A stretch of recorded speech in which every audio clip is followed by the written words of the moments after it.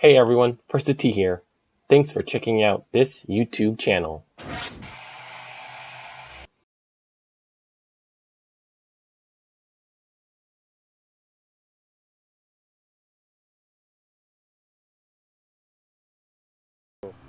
So I've now arrived near the first tee, it's just over in this direction, and I'm now on the putting green.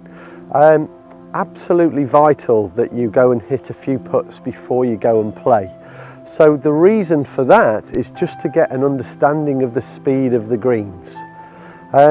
If we're going to break 90, it's actually fairly simple, and what I like to do is work from the green backwards rather than from the tee to the green. So if we're on the putting surface, and if we can guarantee we're not going to take more than 2 putts per green, that's going to give us an idea of how many shots it needs to take to get to the green. Okay, so I'm on the putting green, and what most people do, they'll go straight for a hole. So I'll choose this one here. So normally they go straight for the hole, get 3 or 4 balls, and if they miss the first 6 balls, you start to get a little bit downhearted already. You think, oh, this is going to be a bad putting day. But actually, I would highly recommend you don't do that to start off with. What you want to do is get a feel for the pace of the green. So I'm going to I'll go this way just so it's easier to see. So what I'm going to do now is I've got 3 golf balls here. I'm just going to put them to the fringe of the green. So I'm not going for any particular target. I'm just making my normal setup, and I'm just getting a feel for the pace of the greens. So I'm trying to get these as close to the fringe as possible.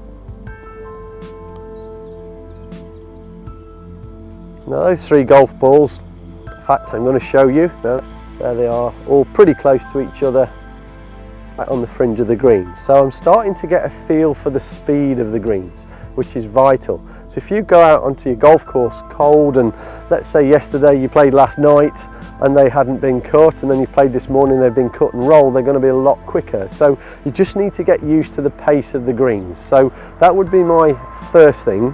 And what I would then do is start to practice some longer putts to the fringe of the green rather than to the hole again, because we become obsessed with trying to hold the putt rather than making the correct putting stroke. Now is we're going to go to the first tee.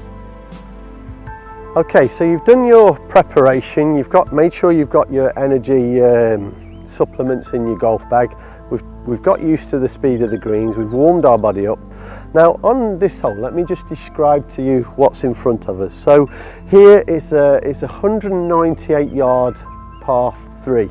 So quite a long hole for the first hole. Now we're trying to break 90 here, so we're not trying to shoot sub 70, we're trying to break 90 here. Now if we're good, if we can almost guarantee that we're going to 2-putt, we're on a 198 yard hole. Do we need to get it there in 1 shot?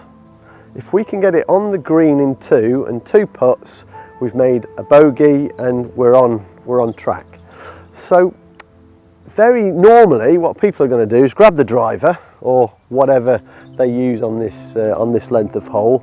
They'll hit it, and then if it goes offline over here, there's a few trees out to the right, there's trees out to the left.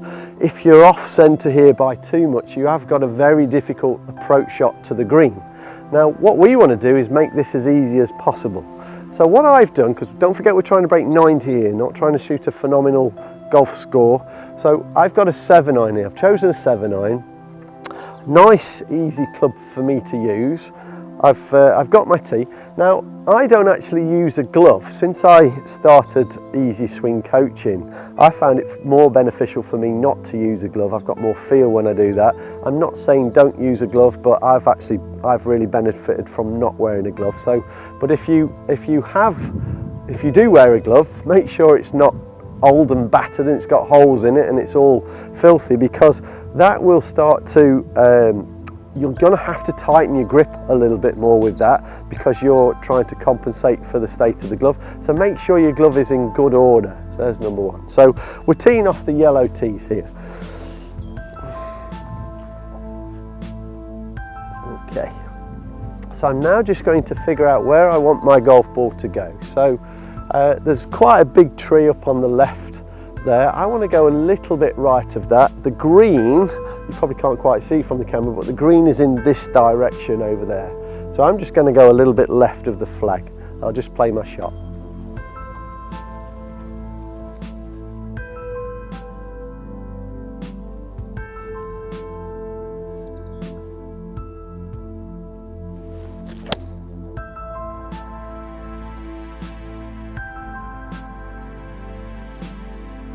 Now that ball has gone slightly to the right. I'm in kind of the edge of the trees, but let's go up there, find out where it is, and then we'll show you the next shot. Okay, so I found myself, I'm kind of in the trees, but not too bad, to be honest.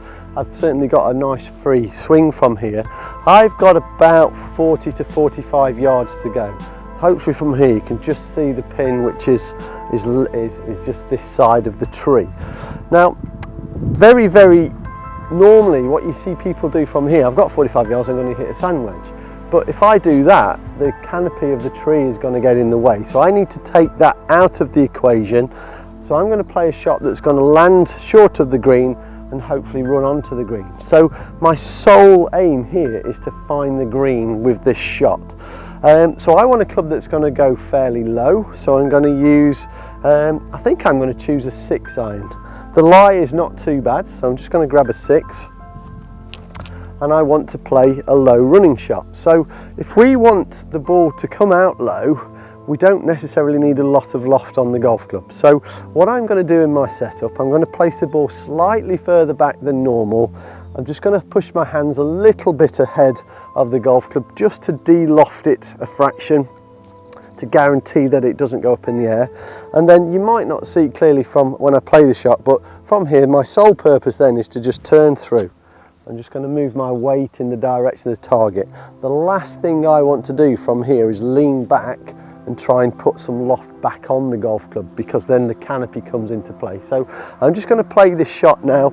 I'm not really going for the pin, I'm going to go a little bit left of the pin because there's an awful lot of room over in that direction. So I'm going to line my club up where I want the ball to go, and I'm going to hit it to the left.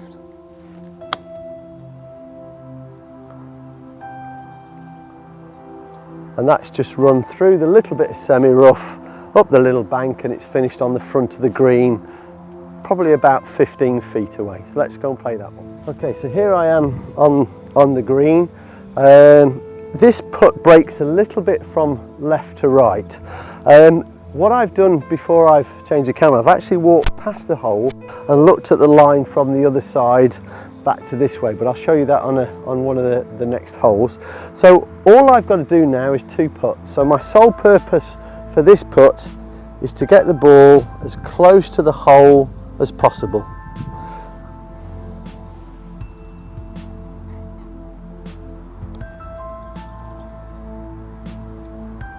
Okay, so that's gone to a foot. I'll just finish that one off.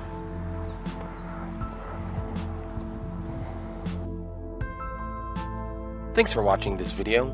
If you have any comments or suggestions, let me know in the comments section below. And please, click on the thumbs up icon if you liked this video. Subscribing to this YouTube channel and sharing the video also helps. And don't forget to click on the notification button for this channel so you won't miss the next First 2T video.